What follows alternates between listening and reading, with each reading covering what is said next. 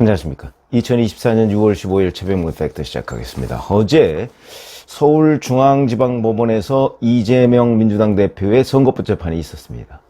지리하게 계속되고 있다. 부지하세월이다. 뭐 이런 평가들이 계속됐는데 드디어 끝이 보입니다. 왜?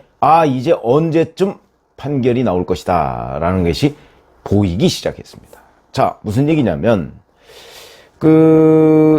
어제 이제 검찰이 막바지에 공소장 변경을 신청했습니다. 2015년 호주 뉴질랜드 출장 중에 김문기 전 처장, 그 다음에 유동규 전 본부장 등과 함께 이재명 대표가 골프도 하고 낚시도 즐겼다, 뭐 이런 사실을 포함해서 새롭게 공소장 변경을 신청했습니다. 아마 조금 더 구체적으로 이재명 대표의 혐의를 입증하겠다, 이런 걸로 보입니다. 왜? 이 선거법 재판의 쟁점은 이재명 대표가 김문기 전 처장을 알았느냐 몰랐느냐, 이게 거짓말이냐 아니냐, 몰랐다고 했는데 요 부분하고, 그 다음에 백현동 용도 변경이 박근혜 국토부의 협박에 의한 것이냐 아니냐, 요 두 가지가 쟁점이거든요. 그렇기 때문에 김문기 전 처장, 유동규 전 본부장과 함께 이재명 대표가 골프도 치고 낚시도 즐겼다라는 하는 부분은, 그거는 그 출장한 팀이 다 즐긴 게 아니고, 골프는 유동규, 이재명, 김문기. 그래서 이재명과 김문기가 같은 카트를 몰고, 그 카트를 김문기 씨가 몰았다는 거 아닙니까? 그 다음에 또 하나의 카트는 유동규 씨가 자기 혼자 몰고, 이렇게 해서 골프를 쳤다. 이제 그러니까 골프 치면 최소한도 4시간, 4시간 반, 이 정도는 같이 있고, 우선 뭐 출장부터 같이 갔으니까요. 더군다나 성남시의 자기 부하고, 뭐 이런 점. 거기다 낚시는 유동규 전 본부장은 안 갔다고 합니다. 그러니까 아마 낚시도 뭐 보나마나 한 서너 명이 즐겼을 것이고, 뭐 이런 점들을 이제 보강해서, 자, 몰랐을 수가 없는 정황이다, 이제 이런 거를 해서 공소장을 변경해달라, 이렇게 요청을 한 모양입니다. 자, 그런데 이게 뭐 막바지입니다. 왜냐하면 어제 중앙지법 형사 34부 한성진 재판장인데 28일 기일에서 마지막 증인신문을 진행하겠다, 이렇게 얘기했습니다. 어제가 14일입니다. 28일이면 2주 뒤죠. 증인신문 마지막이다, 이렇게 얘기를 했습니다. 그러면 이제 증인신문은 끝이다, 이런 뜻이지 않습니까? 그리고 나서 2주 뒤인 7월 12일에 서증조사라는 거는 그동안에 뭐 증거나 뭐 이런 것들을 문서로서 다시 한번 뭐 검증하는 그런 게 아닌가 싶은데, 그 절차를 하고 그 다음 기일에 이제 재판을 끝내겠다, 이렇게 얘기를 한 겁니다. 근데 그 다음 기일은 아직 뭐 정해진 날짜는 없습니다. 재판을 끝내겠다는 건 우리가 흔히 결심이라고 하죠, 결심. 이때는 이제 피고인인 이재명 대표가 최후 진술을 하고요. 그 다음에 이제 끝나자마자 검찰이 구형을 합니다. 얼마에 처해 주십시오 라는 걸 하거든요.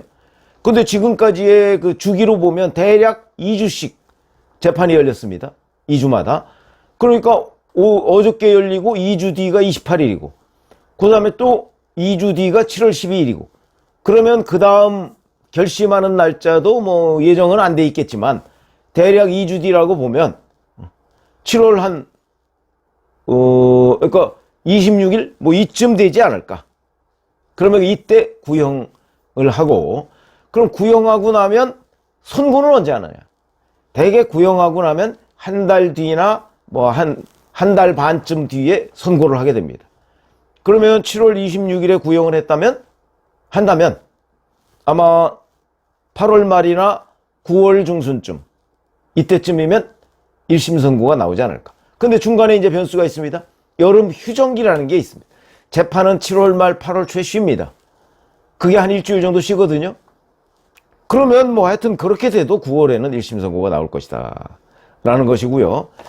그런데 그렇지 않고 만약에 이제 그게 조금 뒤로 늦춰지면 그러면 뭐 10월까지 갈 수도 있겠다, 이렇게 얘기를 할 수 있는데, 어찌됐든 간에 끝이 보인다. 근데 어제 이재명 대표의 변호인은 이렇게 얘기합니다. 뭐 크게 다르진 않은데 법원 여름 휴정기가 끝나는 8월 16일이나 23일이 마지막 기일이 될 것 같다는 생각이 든다, 이렇게 얘기를 했습니다. 그러면 결국 재판부의 생각과 변호인의 생각이 결정적으로 다른 점은 여름 휴정기에 들어가기 전에 결심을 하느냐 아니면 휴정기 끝나고 직후에 결심을 하느냐, 아마 이 차이 정도로 보입니다. 그러면은 대략 재판 한 번을 더 하느냐 덜 하느냐, 아마 이 정도 차이가 아닐까 싶습니다. 그건 뭐 큰 차이는 아니죠. 다만 이제 어제 변호인들이 이런 얘기를 했습니다. 검찰이 공소장을 어저께 변경하니까 막바지에 변경한 거죠. 그 끝나는 시점에. 그러니까 여기와 관련해서 아니 동일성이 없다. 그 동일성이 없다는 게 무슨 얘기냐면 기존의 공소장과 기초사실 자체가 다르다. 또는 허위사실과 관련 없는 내용이 너무 방대하게 들어갔다. 이게 이제 뭐 공소장 1번주의라는 거거든요. 하나의 뭐 쉽게 얘기하면 그냥 공소장이라는 것이 하나의 논리에 의해서 범죄의 기초사실이 구성돼야지 이것저것 막 그 자파점식으로 갖다 붙였다. 이게 이제 공소장 1번주의에 반하다. 흔히 변호인들이 이제 뭐 이런저런 그 논란을 삼을 때 얘기하는 겁니다. 이런 거를 왜 얘기했을까? 아, 또 재판을 막바지에 지연시키려고 하는가? 이런 이제 의심을 해보기에 충분한 대목입니다. 근데 이 부분에 관해서 공소장 변경에 관해서 재판부가 어저께 뭐 허락한 건 아닙니다. 아, 앞으로 잘 검토해서 결정하겠습니다. 라고 얘기하니까 안 받아들일 수도 있는 거죠. 자, 어찌됐든 간에 아까 제가 만약에 이제 재판부의 의중대로 7월 26일에 결심을 한다면 아마 9월 중순쯤에는 1심 선고가 나올 거고요. 그렇지 않고 이재명 대표 변호인이 지금 얘기했듯이 8월 중순쯤에 결심을 한다면 아마 9월 말이나 10월 초 이때쯤에 이제 1심 선고가 나오지 않을까. 자, 그런데 문제는 이 기소가 언제 이루어졌냐면 2022년 9월에 이루어졌거든요. 9월에 선고가 나온다고 하더라도 2년 24개월 만에 1심 선고가 나오는 겁니다. 공직선거법에 보면 선거법 사건은 강행규정이라고 아예 그 선거법 조항에 있습니다. 강행규정. 이거는 꼭 지켜야 한다. 이런 뜻이죠. 6개월로 되어 있습니다. 1심이. 그러니까 그걸 지금 4배 뛰어넘는 위법 상태입니다. 물론 이 위법에 대한 처벌 조항은 없습니다. 아마 그러니까 판사들이 이러겠죠. 계속해서 지연시키고 그 지연시키는데 이재명 대표도 일조를 했습니다. 무슨 얘기냐면 본인이 단식 투쟁했죠. 작년 9월에.